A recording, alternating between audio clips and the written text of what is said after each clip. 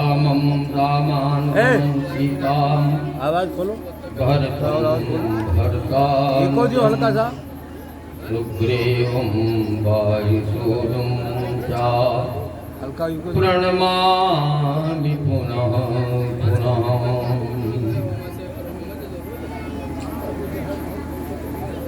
अंजनानंदनं वीरं जानकी शोकनाशनं कपीशमक्षहंसारं वन्दे लङ्काभयङ्करम्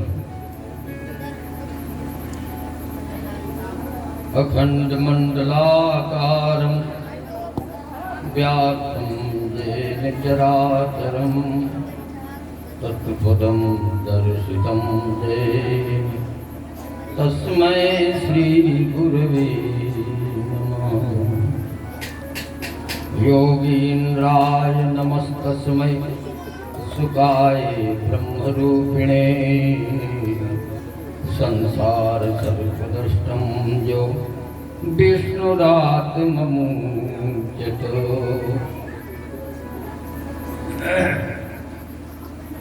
सीतानाथ समारंभां रामानन्दार्यमध्यमाम् अस्मदाचार्यपर्यन्तां वन्दे श्रीगुरुपरम्पराम्।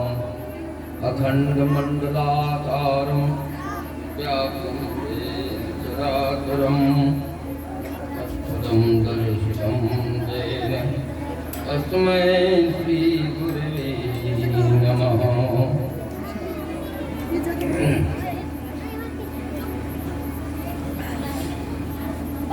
जय जय श्री राधा रमण जय श्री नवल किशोर जय गोपी चित चोर प्रभु जय जय जय माखन चोर राधे मेरी स्वामिनी मैं श्री राधे को जन्म जन्म मोह दीजियो श्री बरसाने में। जय जय श्री रसिकेश्वरी रसिकेश्वर घनश्याम करो मुकासम हृदय मोह श्री वृंदावन। जय जय जय श्री अवध जो जय सरजो सुख पुंज जय जय सद्गुरुदेव जो जय श्री मिथिला कुंज।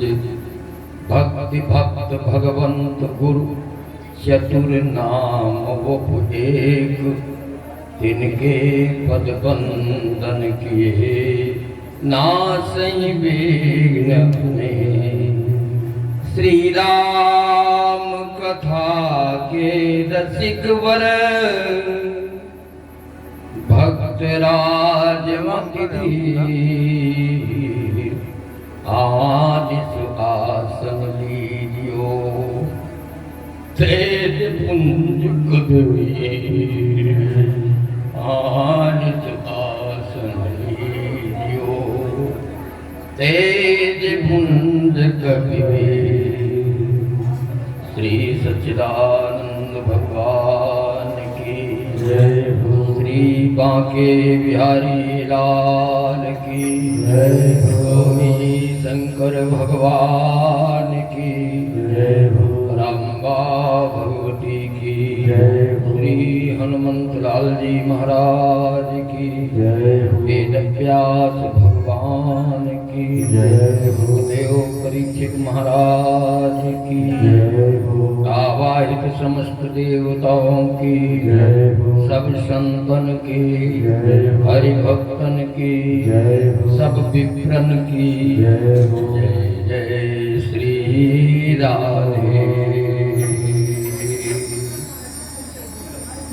भगवत पादार वृंदानुरागी गणभागी श्री हरि कथा रसिकगण सती सावित्री गार्गी अनसुया अरुंधति नर्मदा सैप्या एवं श्री किशोरी जी महारानी के परम पवित्र चरित्र का अनुसरण करने वाली देवियां तथा माताएं, अर्चनीय वंदनीय संत विद्वत विप्र एवं भक्त समाज, परम कथा रसिक शिरोमणि श्री हनुमान जी महाराज एवं परमाध्यक्ष स्वयं प्रभु, इस कार्तिक मास के परम पावन अवसर पर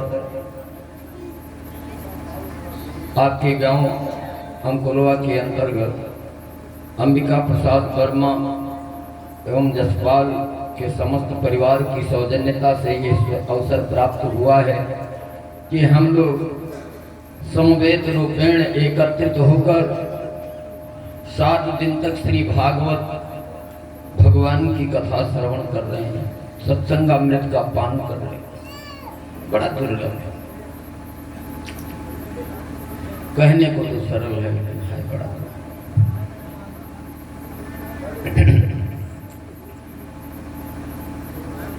अभी कुछ समय पूर्व श्री श्याम बिहारी शरण शास्त्री जी के मुखारविंद से भागवतामृत रस का रसास्वादन आप लोग कर रहे थे बड़े मधुर स्वर में, और भगवान के संबंध में बहुत से दृष्टांत और कीर्तन भजन के द्वारा आप लोगों को ओतप्रोत कर रहे थे।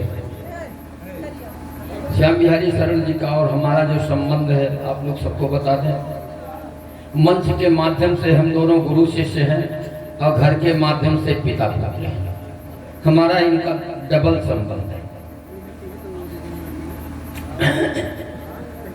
हम भी अपने सौभाग्य की अनुभूति कर रहे हैं कि कम से कम आपके गद्दी पर कोई भविष्य में प्रकाश करने वाला तो चल रहा है। बड़ी प्रसन्नता की बात है।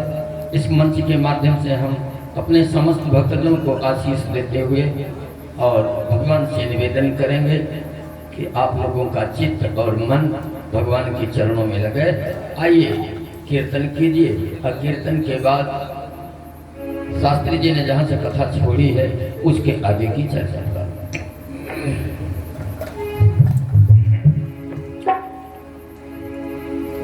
एक बात ध्यान दीजिए, यहाँ कोई मर्द तो नहीं बैठा है, ये तो कोई मर्द तो नहीं बैठा है। सचमुच में इस संसार में कोई मर्द नाम का वस्तु है ही नहीं, पुरुष कोई है ही नहीं। पुरुष है तो पुरुषोत्तम श्री कृष्ण है और बाकी ये जीवात्मा सब न्याय का, सब न्याय का। कबीरदास जैसे निर्गुण निराकारवादी संत ने कह दिया है, दुल्हनी गाओ मंगलचार, मोरे घर आए राजा राम भरतार। मोरे घर आए राजा राम भरतार। एक परमात्मा ही हम लोगों का पति है, चाहे स्वामी है, चाहे पुरुष है, और हम सब नायिका हैं। गोपी भाव में रहकर के भगवान की भक्ति का पान। गोपी किसे कहते हैं? गोपी इंद्रिय भक्ति रसम पिबति सा गोपी। गो माने इंद्रिय होता है, जो सपने समस्त इंद्रियों के द्वारा भगवान के भक्ति रस का पान करे वही गोपी है। गोपी कोई स्त्री पुरुष जाति नहीं है, यौन से संबंध नहीं है। गाह पात गोपा, जो अपने इंद्रियों की रक्षा करे उसको गोप कहते हैं, और जो सारे इंद्रियों के द्वारा भक्ति रस का पान करे वो गोपी है। अब बताओ हो कोई मर्द?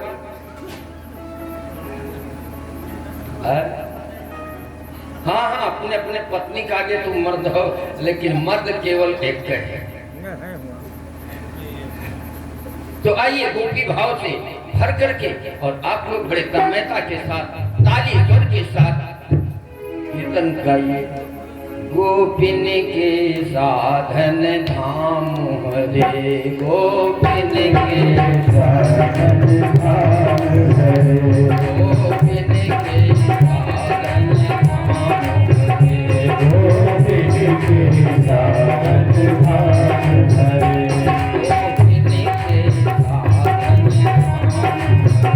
गोपिन के साधन धाम हरे।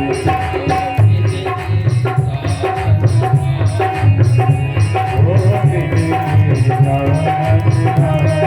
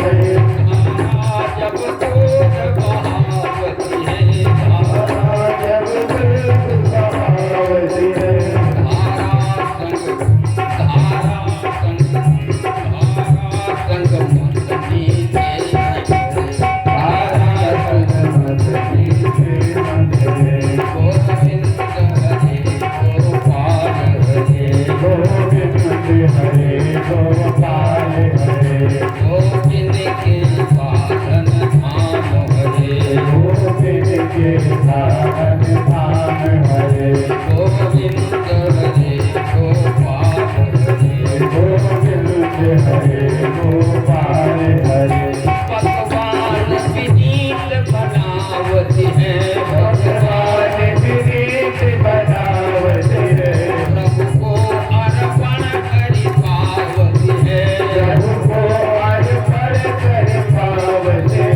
प्रभु को अर्पण करि पावत है, प्रति रात में, प्रति कौर में, प्रति कौर में आनंद से गुजरे, प्रति रात में आनंद से गुजरे, गोविंद हरे गोपाल हरे, गोविंद हरे गोपाल हरे,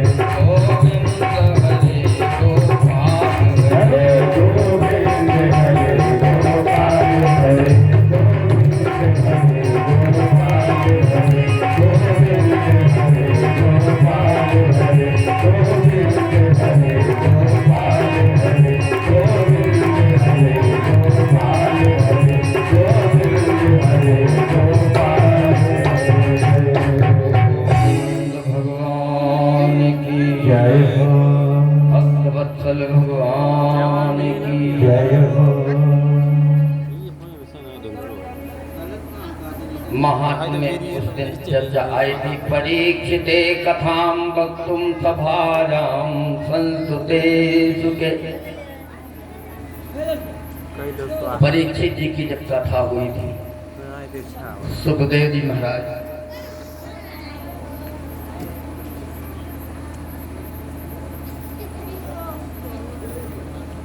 विष्णुमुद्रा राम शेखर तिवारी की तरफ से भगवान के चरणों में समर्पित हुआ। सर्वतोभावेन कल्याण हो। और ऐसा कोई मत मानना कि 20 रुपया राम शेखर दे गए हैं इसलिए महाराज आशीर्वाद दे रहे हैं। आशीर्वाद इस मंच से सबको बराबर देने लेने की बात नहीं है। और जो कोई धन संपत्ति यहाँ लगाता है वो अपने धन का, अपने परिश्रम का सदुपयोग करता है। गलत जगह न जा करके और भगवान के चरणों में लक्ष्मी चली जाए तो दिन दूना रात चौगुना होगा। अच्छा एक बात बताइए, आपकी पत्नी आपके पास न आकर के यदि गांव में अड़ोस पड़ोस किसी से बात करे तो क्या अच्छा लगेगा? बोलो बोलो बोलो, अच्छा लगेगा? नहीं लगेगा। तो ऐसे लक्ष्मी नारायण की अर्धांगिनी है। जब लक्ष्मी अपने पति के चरणों में पहुंचती है तब सुख, समृद्धि, शांति सब कुछ आपको देती है। अब जब दुनिया वालों के पास चले जाते हैं डीजे नाचने में, दारू पीने में, आओ जहाँ कहीं नहला दहला बैठाने में जाती है तब वो कंगाल कर देती है, विपदा बन जाती है संपदा की जगह। ये बड़ी अच्छी बात है। अपने धन हाथ से मेहनत से कमाई हुई संपत्ति का यदि सदुपयोग करना है अच्छी जगह पर करो, बाल बच्चों की सेवा में करो, जग जागाज में करो, दीन दुखिया की मदद में करो, धर्मशाला में करो, तीर्थों में करो, जिससे लक्ष्मी नारायण से जुड़ी रहेंगी तो प्रसन्न रहेंगे। लक्ष्मी को खुश करने के लिए यदि आप केवल लक्ष्मी स्तोत्र कनक धारा का ही पाठ करेंगे या श्री सूक्त का ही पाठ करेंगे तो लक्ष्मी जी संतुष्ट नहीं होंगी। जब तक पुरुष सूक्त का पाठ नहीं करोगे, जब तक परमात्मा के सूक्त का पाठ नहीं होगा तब तक श्री सूक्त आपका काम नहीं करेगा। लक्ष्मी तो एक सच्ची पतिव्रता है। तो हम निवेदन कर रहे थे, महाराज श्री सौनक जी ने सूर्य से पूछा, अच्छा ये परीक्षित कौन है महाराज? ये परीक्षित कौन है? जिसको श्रृंगी ऋषि के द्वारा सांप काटने का श्राप मिला। कौन सा अपराध किया था? किस वंश का था? महाभारत की बड़ी लंबी कथा है, समय कम है, अनंत कथा है। थोड़े मह सब कहूं बुझाई, सुनहु तात मन मति चित लाई। अपनी मन बुद्धि और चित्त को एकाग्र करके थोड़े में सब बुझा। देखिए, समझाना और बुझाना दो प्रकार का। समझाया जाता है व्यास से और बुझाया जाता है समाज से। समझाया जाता है तो विस्तार से और बुझाया जाता है थोड़े में, गागर में सागर भर दिया। तुझदांगधे कौरव सिंजयानाम धीरे सथो पीर गदे गतंगते जदामृधे कौरव सिंजयानाम वीरंगते। जिस समय कौरव, महाभारत की कथा आप लोगों ने बहुत सुनी होगी। महाभारत की लड़ाई चल रही थी, सबके सब महारथी मारे गए, कोई बचे नहीं। कुरुवंश का पूरा नाश हो गया, केवल एक भीम बचा,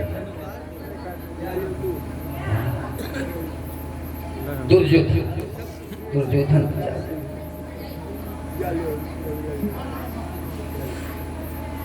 और गुरु द्रोणाचार्य का बेटा अश्वत्थामा, क्योंकि अश्वत्थामा तो चिरजीवी में से आता है, उसको मरना है नहीं, ऐसा बढ़िया श्राप भगवान कृष्ण के तरफ से उसको मिल गया है कि उसको मरना नहीं है, भोगना है। आज जो दुर्गति अश्वत्थामा की है, दुश्मन की भगवान मानता है।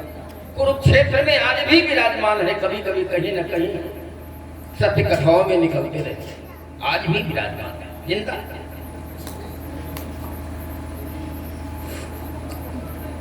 वीरे स्वथो वीर गतिं गतेषु, जितने वीर ये सब वीर गति को प्राप्त कर गए। एक दुर्योधन अभी बचा, 99 भाई तुम्हारे भाई।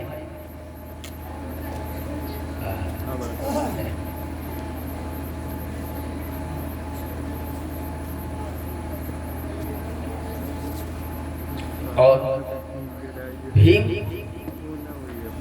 के हाथ से दुर्योधन की मृत्यु। भीम के साथ दुर्योधन की लड़ाई हुई।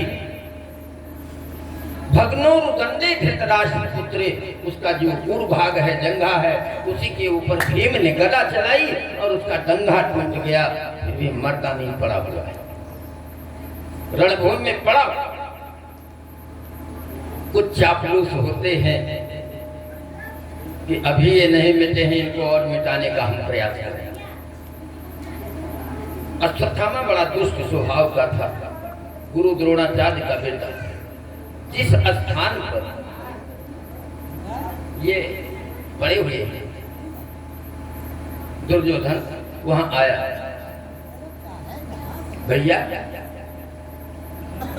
महाभारत की लड़ाई हुई, आपके सारे परिवार मारे गए, 99 भाई मारे गए, तुम भी मरना सन्न प्राय पड़े हो, मृतय अवस्था समझ लो, खड़ा रहे हो, जंघा टूट गया है, उठ सकते नहीं हो, तुम्हारी अंतिम इच्छा क्या है? देखिए,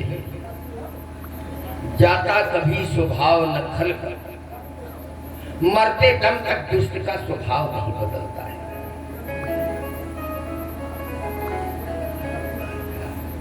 कड़वापन नहीं था, अब भी अपने भूल को सुधारने का प्रयास नहीं करता। अश्वत्थामा से बोला, भ्राता से पांडव 5 भाई, 5 में एक के आंच नहीं आई। पांडव 5 भाई, धर्मराज, युधिष्ठिर, अर्जुन, भीम, नकुल और सहदेव, 5 में से एक भी खंडित नहीं हुई। हम 100 के 100 मारे गए। हमारी अंतिम इच्छा यही थी कि अब चलो वो नहीं मरे तो कोई बात नहीं, लेकिन उनका वंश न रह जाए।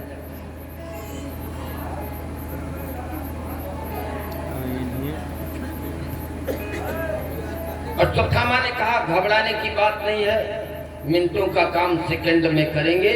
उन पांचों तुम्हारे शत्रुओं का सिर काट करके तुम्हारे सामने लाएंगे। अब इतना कहकर वो अश्वत्थामा चला। उस दिन शिविर में, कैंप में धर्मराज, युधिष्ठिर, अर्जुन, भीम, नकुल, सहदेव पांचों भाई ये लेटे हुए थे। और द्रौपदी के 5 बेटे भी उन्हीं की अनुहार के थे, क्योंकि ये पांचों पतियों के लड़के हैं। जो जिसके लड़के हैं उन्हीं का मुखाद है, अनुहार है। सयाने लड़के थे, मूछ दाढ़ी वाले थे, कोई नाबालिग नहीं थे। और उसमें एक भगवान श्री कृष्ण थे। उस शिविर में कितने लोग थे? 11। 5 द्रौपदी के बेटे और द्रौपदी के 5 पति पांडव और एक भगवान श्री कृष्ण। तब तक पछिलहरा का समय हो गया, ब्रह्म मुहूर्त का समय है। भगवान जानते हैं आज ये कुछ घटना घटने वाली है।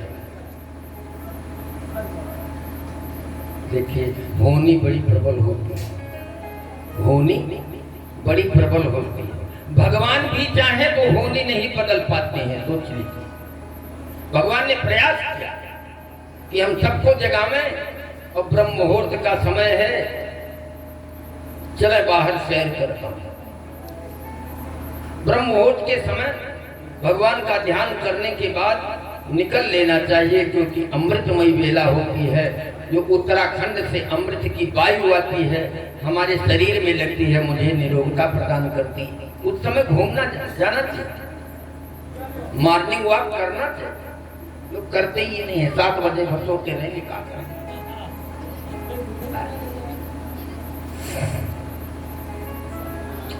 बेला अमृत गया, बेला अमृत गया, आलसी सो रहा बन भागा, जागे सारे मगर सो